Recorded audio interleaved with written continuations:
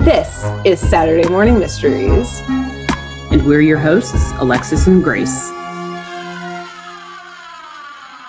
So let's get into this one.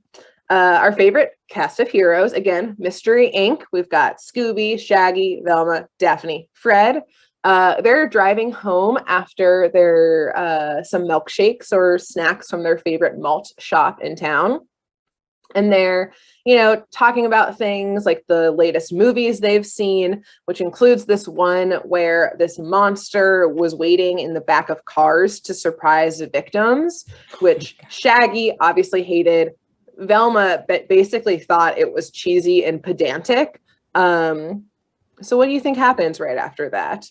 Right after they're talking in the mystery machine about how monsters hide in the back of cars and to pop out on people. Yes.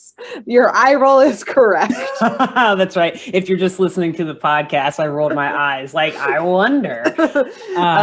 Yes. Yes. I believe someone or something is going to pop out at them. Correct. This monster, or at least stranger who is hiding back in the back of their van, waiting to surprise them. Scooby pulls a blanket off, and it's there. God, that would be terrifying. Sorry, that's that's the nightmare of most American women, but go on. Yes, I will. We're going to get into that too. So I basically, if so Scooby pulls this blanket off and there's this monster right there. And if this was the start of some star-crossed lovers rom-com, it would freeze frame on the monster who's played by Paul Rudd, and it would be I bet you're wondering how I got into this situation. Type of thing. Cheesy music plays in the background. Oh yeah, my exactly. God. And rewinds to how he got into that situation. 5 days earlier. Yeah, exactly. But it's not that. Yeah, it's like you said, way too real of a situation, and is also, it's one of my worst fears.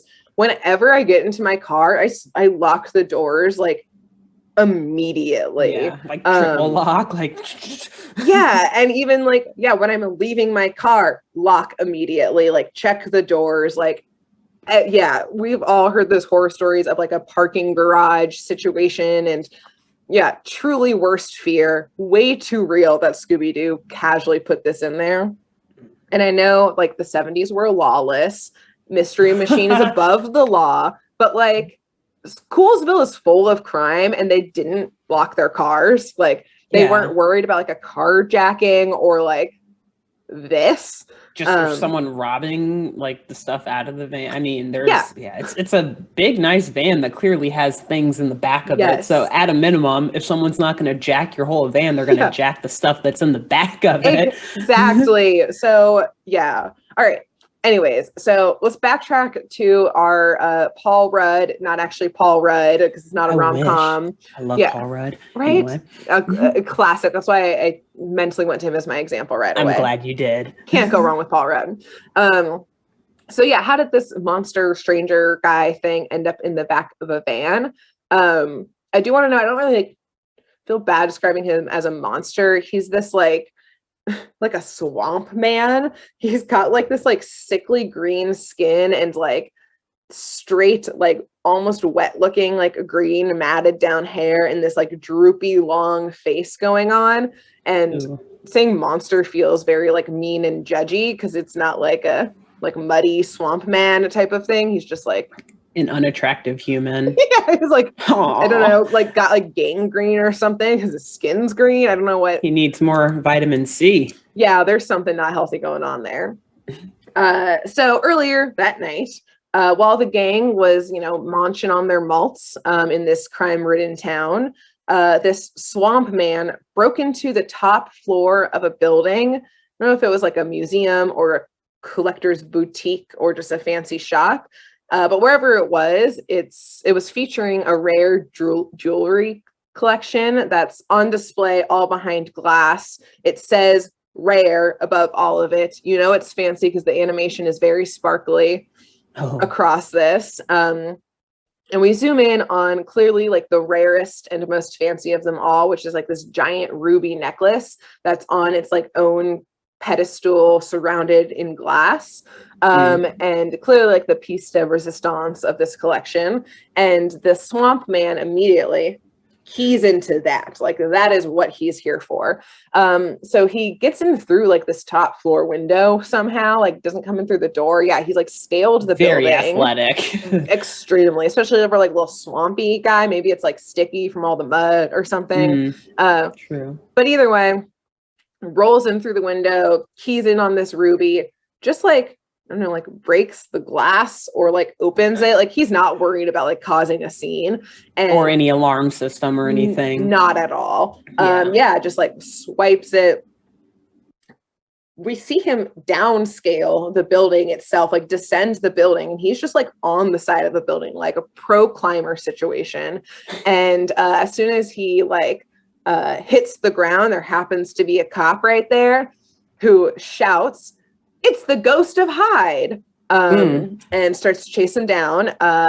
And this Hyde is chasing the cop, or the cop is chasing. Sorry, the cop starts to chase Hyde, the ghost of Hyde. Gotcha. So this guy's been causing some trouble. The cops are already like, "Oh, we know you. Go get him." Gotcha. Okay. Yes. So specifically, we can assume that this is both from the cops' immediate reaction and later, Velma and Daphne, when they finally see said monster or man, exclaim, and I directly quote, "He's that creepy jewelry thief who's been scaring everyone in town." So like he's got a reputation. I guess there's a lot of like jewelry stores in Coolsville and things. I mean, they've got a museum. We already know they've got a lot of safes that people have. Like this is a pretty rich town. I was going to say, I'm starting to think only the wealthy live in downtown Coolsville. Yeah. And that like immediately on the outskirts, it's only like dilapidated Victorian homes because that's usually where we end up. That have been moved from old construction sites in some cases. Exactly.